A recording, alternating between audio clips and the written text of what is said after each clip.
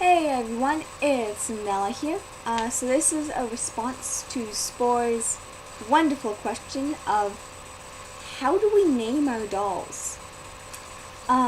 So my dolls' names come from the same book that I get most of my character names from, or a good deal of them, and that would be this book.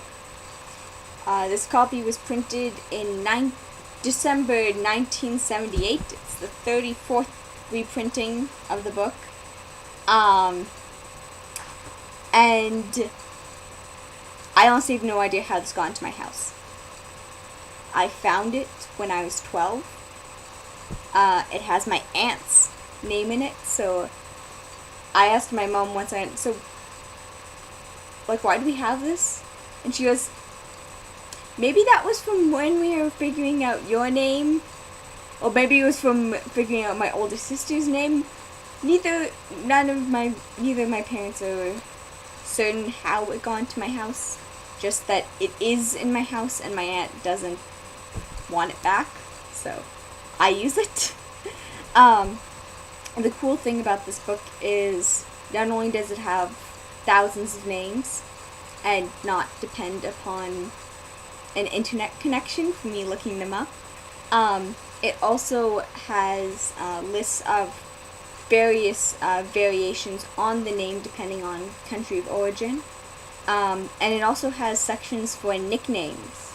So that'd be like, your more common names like Elizabeth, and it'll have a whole section that's just listing all sorts of common nicknames that are derived from Elizabeth. As for why I picked the specific names for their specific characters, usually it has to do with how the name sounds. There have been a few that I've picked for their meaning. Viviana, I actually searched for a name that meant alive or life. I came across Viviana, Vivienne, those sort of names, and I decided I liked how the Italian one sounded best, and that's why Viviana is called Viviana. But most of the other characters, I just picked names that I liked how they sounded. Since so many of my dolls arrived without having a formalized character, I usually make up like a short list of names I think will suit the mold, and then wait for the doll to arrive, and then usually in the first week or two after the doll's arrival, I finalize the name. So for instance, Fleur, before she arrived, there was 2 names on her short list. There was Fleur, which obviously was the one I ended up going with, but the other one was Anastasia, which I still like the sound of. So in that case, if Anastasia had suited the mold better, then her character would have been written quite differently. Most of the names are just chosen because I like how they sound. And give you the meanings of some of them. Ethel, I chose because because it is quite old-fashioned.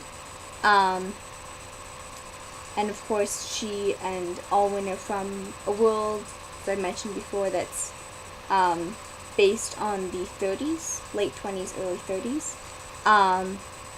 So I didn't want a very, very current name to call her by. And Ethel actually means noble one, which suits her character actually surprisingly well, considering she didn't have a character when I named her. I want to see if I can find what Drew's name means. There you go. That's what I knew. I knew that Drew's name was strangely accurate. Drew's name is Old German, at least that's what it's derived from. And it means elfin vision. Well, she certainly looks elfish, but as you guys know, she actually isn't. So I had completely forgotten that that's what her name meant.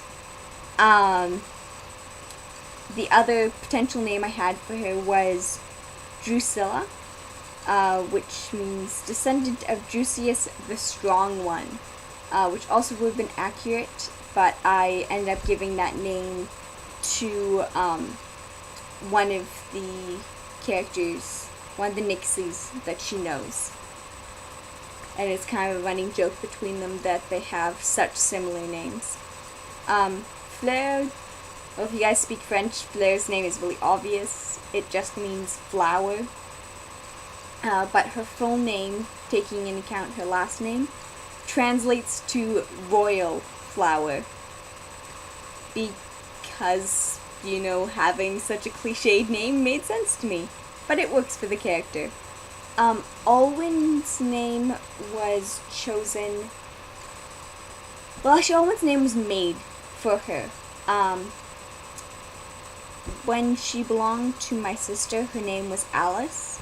And when I bought her from my sister, I decided that I wanted to give her a fresh start.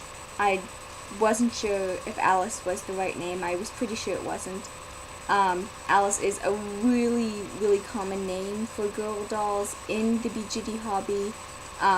Just because so many of us like Alice in Wonderland, that I didn't want her to be called Alice anymore. I knew that it just didn't seem to fit somehow. So I was trying to come up with various names, and I ran across Bronwyn and Elwyn and a whole bunch of other stuff, and I figured out, okay, I really like the Wyn ending. And I like how that sounds. And I went, and you know what? I do kind of like I want to have some reference to it to Alice. So that's how I came with Alwyn, because the all comes from the beginning of Alice, and Wyn, of course, is the ending that I enjoyed. So her name was actually made up. She's the only one of my characters that I made up a name like that. But I also like that it sounds a bit magical, it sounds a bit more fantasy, but it still sounds kind of like within the realm of normal. Finn's name, Finn was a bit hard for me to name. I actually, I'm trying to remember, he had 3 names shortlisted when I was waiting for him. Finn, because when I was in high school and junior high, I knew a Finn who was a really sweet guy, and I liked the shortness of the name. And the other names on that list were Benjamin, nicknamed Benji, and the last one was James. But when he arrived, I went, he's not James. And I looked, and he's either a Finn or he's a Benji. And it took me probably that full week before I went, he's a Finn. But I really liked the idea of having a male doll called Benji, short for Benjamin or Benjamin, as the French pronunciation is. So when I got my Miro doll order in, and started bonding with the head that was supposed to just be a practice head, it was supposed to be a temporary name, so I wouldn't just call it the head. I named the head Benji, and it stuck. It took, and it stuck, therefore it stuck. It just, like I said, it was a name I wanted for a different doll, but the head arrived and I went, Benji. Yeah, so to sum up this long video, my dolls are named mostly by looking through a book that is way older than I am.